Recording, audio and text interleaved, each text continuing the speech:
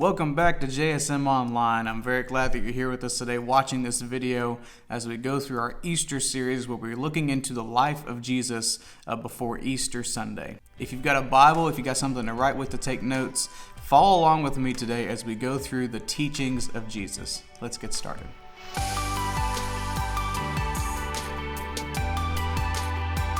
Now, before we get started today, I do want to go over a couple of things before we get into Scripture here. And I want you to think about something.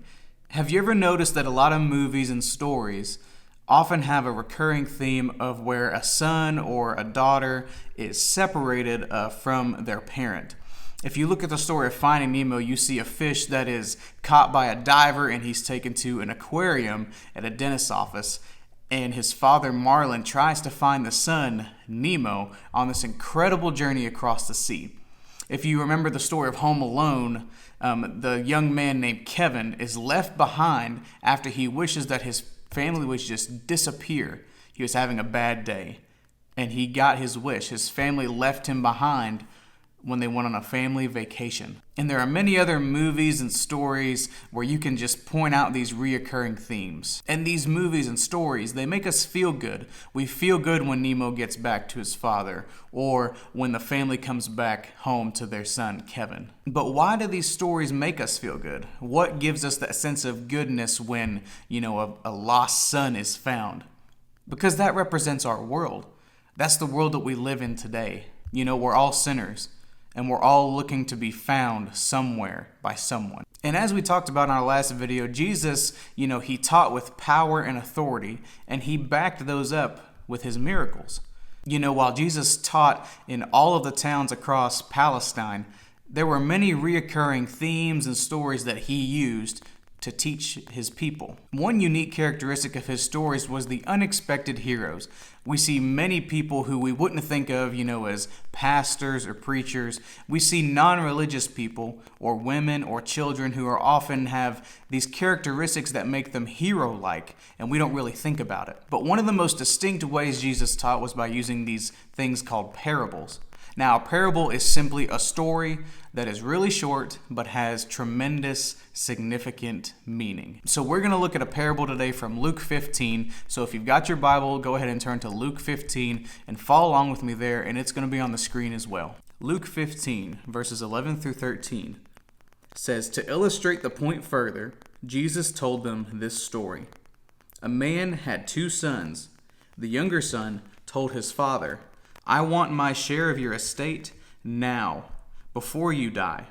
So his father agreed to divide his wealth between his sons." In Jesus' day, it was very normal for a son in the family to assume that when the father passed away, whether it was through battle or whether it was because of some kind of illness, no matter how the father passed away, it was normal for the son to assume that everything in the family would belong to him. And this is called an inheritance. This inheritance would consist of all the family's money, whether it was their properties or other assets that they had. But in this parable, the younger son demands his portion of the inheritance early, even before the father passes away.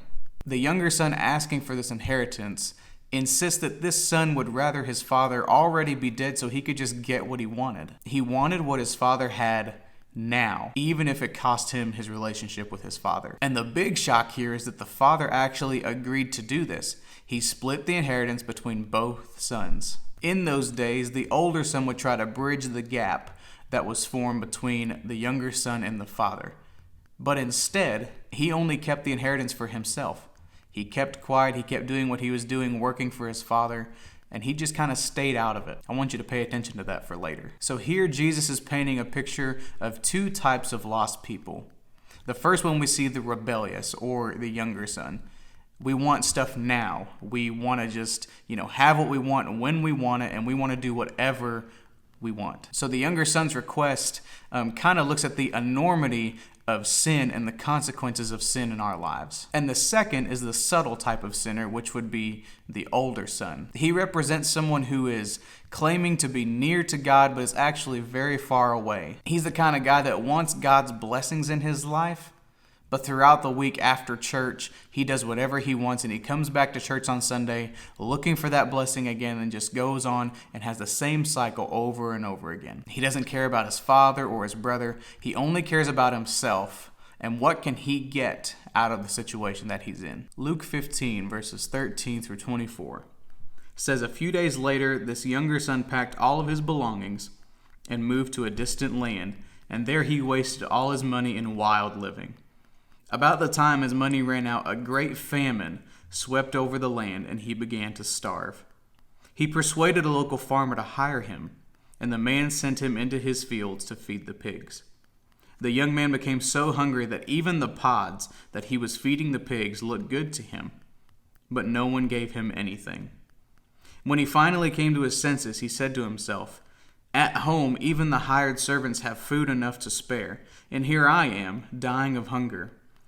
I will go home to my father and say, Father, I have sinned against both heaven and you, and I am no longer worthy of being called your son. Please take me on as a hired servant.'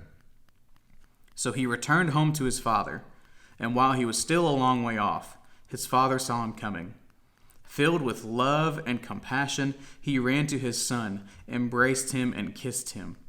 His son said to him, 'Father, I have sinned against both heaven and you, and I am no longer worthy of being called your son.' But his father said to the servants, 'Quick, bring the finest robe in the house and put it on him. Get a ring on his finger and sandals for his feet, and kill the calf we have been fattening. We must celebrate with a feast, for this son of mine was dead and has now returned to life. He was lost, but now he is found.' So the party began." So this parable goes on, and the younger son turns his family's assets and the inheritance that he receives to cash to use for his own spending and a wild living. It's kind of like he got a life insurance policy after a family member died. Instead of saving it and using it wisely for himself, it's like he went to Vegas and he just spent it all. And then when the famine came, the younger son had no money. So he tried to get a job with the farmer, and he tried to, make a living for himself as best as he can now that he had no money. And of all the things he could do, he took a job feeding pigs. Now this was kind of a big deal because in Jewish days, the pig was symbolized as the most unclean of animals. So I can imagine the people listening to this parable of Jesus speaking were kind of disgusted. They were offended. They didn't like this idea of this Jewish man having to go so low to feed pigs. But the crucial moment here is where the younger son approaches his hometown. Jesus said here in the parable that the father saw the son even though he was still a long way off. So imagine a town, and this young son is coming to the very edge of town, and the house that he used to live in with his father was on a hill. So the father is looking out, hoping to catch a glimpse of his son, and he finally sees him. And then he runs to him with open arms filled with love and compassion. But I want you to turn back here in Luke 15, and starting at verse 25, and see the reaction of the older son. Luke 15, verses 25 through 32 says, "Meanwhile, the older son was in the fields working. When he returned home, he heard music and dancing in the house, and he asked one of the servants what was going on. 'Your brother is back,' he was told, 'and your father has killed the fattened calf. We are celebrating because of his safe return.' The older brother was angry and wouldn't go in. His father came out and begged him, but he replied, 'All these years I've slaved for you, and never once refused to do a single thing you told me to do. And in all that time you never gave me even one young goat for a feast with my friends. Yet when this son of yours comes back after squandering your money on prostitutes, you celebrate by killing the fattened calf.' His father said to him, 'Look, dear son, you have always stayed by me, and everything I have is yours. We had to celebrate this happy day, for your brother was dead and has come back to life. He was lost, but now he is found.'" So finally, Jesus turns his attention back to the older son. We've seen the father of this family run to the ragged prodigal son, and then he goes to the older son and asks him to celebrate on the younger son's return to home. The loving father had two sons that blocked his love. So the younger son blocked his love by going to spend all of the money he had gotten from this inheritance and not wanting to do anything with the father. And then the other who stayed behind and did as the father had told him to do, he had a major heart issue, and deep down, he was not right with his father. The older brother went through the motions to get the rights to the household and not necessarily the membership of the family. And Jesus ends the parable by looking at the father's response to the older son's complaint. Although the older son kind of lashed out and disrespected his father and his brother, the father still had love and compassion for him. He reminded him of the relationship that they had together, and he wanted him to come in and celebrate together so that the family could be whole once again. And that leads me to my final thought of today's video. Jesus was persecuted for eating with sinners. The stories Jesus told in response focused on God's joy for sinners coming home and illustrated his mission on earth. The God who seeks and saves the lost is Jesus, and this search and rescue mission for people like us cost him his life. So as we get closer to Easter Sunday, I want you to think about a time where maybe you were mad at God, maybe you were jealous because someone got something that you didn't. Maybe you were mad at God because you prayed hard for something, but God just didn't give it to you. Maybe there was a time where you wanted to get your own personal inheritance, so to speak. Maybe you're like the older brother who is arrogant and had a heart issue with God.